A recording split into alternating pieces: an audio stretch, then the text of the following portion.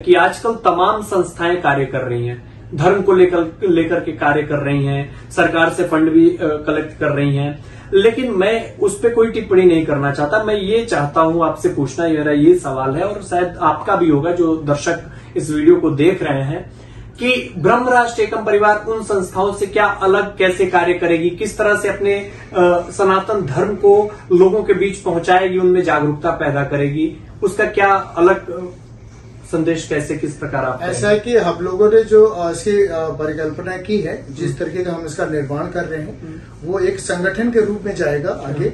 और संगठन कैसे बनेगा, जहां पर सभी जातियों को बड़ा विशेष सम्मान है, क्योंकि यहाँ पर कोई ऊंचा नहीं है, कोई नीचा नहीं है, कोई भेदभाव नहीं है, क्योंकि हम भारत को तभी सशक्त और श्रेष्ठ बना सकते हैं जब हमारे मन में ये सारी भावनाएं, ये सारे विकार हम दूर कर सकें।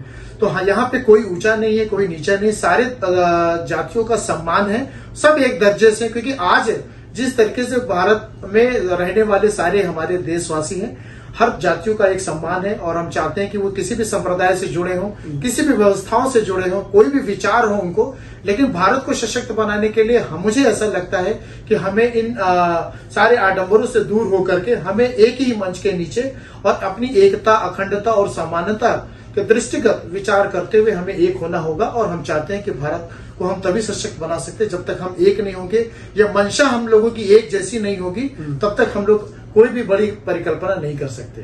ओके, एक सवाल और है कि जिस प्रकार दर्जनों इस्लामिक कंट्रियां हैं, है ना, इस्लामिक देश हैं, तो भारत में भी तमाम आवाजें उठ रही हैं कि भारत को भी हिंदू राष्ट्र घोषित करना चाहिए। आपका इस पर आपकी क्या राय है?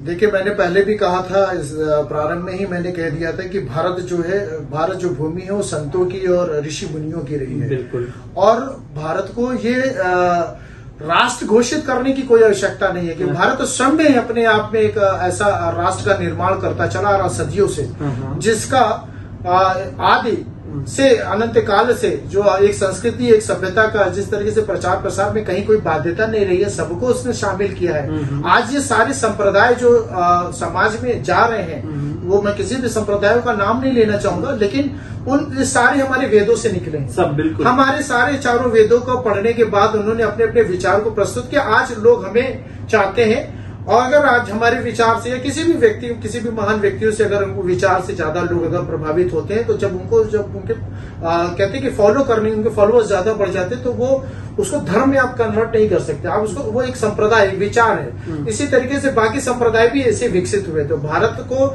स्वयं में राष्ट्र घोषित करने की कोई आवश्यकता नहीं है। भारत सदैव से अपने आप में हिंदू राष्ट्र है, हिंदू कह सकते हैं। हिंदू से ज्यादा बड़ा वृहद रूप होगा सनातन है। तो भारत हमेशा से सनातन राष्ट्र की तरफ हमेशा रहा है, जहां पे सबके समभाव की बात करता है, सबके समानता की बात करता है। यहाँ पर वासुदेव कुटुंबकम इसीलिए कहा गया है कि यहाँ पर हम लोग, ये हमारा जो परिवार भूमि है, ये हमारा पूरा एक परिवार है। हम यहाँ पर कोई ऊंच नीच नहीं करते। आप बता दीजिए मेरे किसी भी सनातन धर्म में कहीं कोई ऐसा उल्लेख हो जहाँ पर हमने किसी को ऊंचा नीचे की बात कही? कहीं नहीं है। तो यहाँ सारे संभाव की बात है, सबको काम देने का अधिकार रहा है, और इसकी इतनी खूबसूरती है। मुझे तो गर्व होता है कि मैं इस संस्कृति में मैं जन्म लिया हूँ। नहीं तो मैं बहुत बहुत आभार व्यक्त करूंगा भैया कि आपने अपना बहुमूल्य समय दिया। और ये भी अगली बार अगला जो वीडियो होगा जो हम ब्रह्म राष्ट्र एकम परिवार पे, उस पे तमाम अपनी संस्कृति, अपने संस्कार, उपनयन संस्कार, जो विवाह संपन्न किए जाते हैं, विवाहोत्सव होता है, तमाम जो सनातन धर्म की जो खूबसूरती है वो हम आपके बीच में लेकर के आएंगे।